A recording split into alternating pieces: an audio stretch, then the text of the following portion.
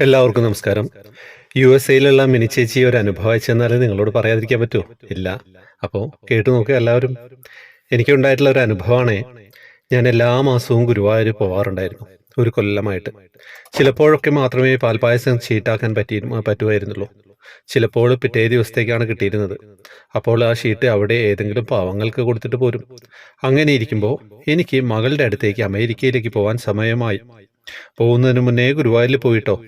പാൽപ്പായസം ഷീട്ടാക്കാൻ പറ്റിയില്ല. അന്നത്തെ പാൽപ്പായസം തീർന്നിരുന്നു. ഞങ്ങൾ വിഷമിച്ച് തിരിച്ചു വന്നു. ഇനി 4 മാസം കഴിഞ്ഞേ തിരിച്ചെത്തുള്ളൂ. പോകുന്നതിന് മുന്നേ എല്ലാ ബന്ധുക്കളുടെയും വീട്ടിലെ യാത്ര പറയാൻ പോയി. വരുന്ന വഴി ഒരു കൂട്ടുകാരിയുടെ വീട്ടിലും കയറി. അവളാണെങ്കിൽ അപ്പോൾ ഗുരുവായൂരിൽ നിന്ന് എത്തിയതേ ഉള്ളൂ എന്ന് പറഞ്ഞു.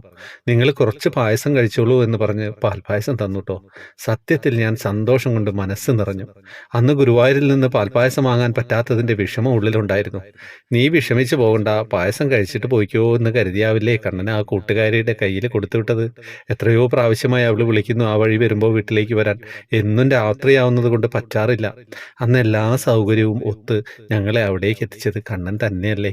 കൃഷ്ണ ഗുരുവായൂരപ്പ എന്ന് പറഞ്ഞാണ് അയച്ചു തന്നിരിക്കുന്നത്. എന്താല്ലേ, എന്തൊക്കെ വ്യത്യസ്തമായിട്ടുള്ള അനുഭവങ്ങളാണ്. എത്ര എത്ര അനുഭവങ്ങൾ. ഒരു രക്ഷയില്ല കേട്ടോ. ഭക്തർ അത്രയും ഡിവോട്ടീസ് എന്ന് പറയുന്നത് ഇതൊക്കെയാണ്. കൃത്യമായിട്ട് നമ്മൾ ഭഗവാനെ അങ്ങനെ പ്രാർത്ഥിച്ചുകൊണ്ട് മുന്നോട്ട് പോയിക്കൊണ്ടിരിക്കുകയാണല്ലേ. അപ്പോൾ എല്ലാവരും ഗുരുവായൂരിലേക്ക് വരിക. പിന്നെ ഈ പോസ്റ്റ് ഷെയർ ചെയ്യുക, എല്ലാവരിലേക്ക് എത്തിക്കുക കേട്ടോ. ഭഗവാന്റെ കാര്യങ്ങൾ എല്ലാവരിലേക്ക് എത്തിക്കട്ടെ. വാട്സപ്പ് ഗ്രൂപ്പിൽ വരാം, ജോയിൻ ബട്ടണിലൂടെ വരാം. എല്ലാ മാസവും 7 പേർക്ക് കൃഷ്ണവിഗ്രഹം സമ്മാനം കൊടുക്കുന്നുണ്ട്.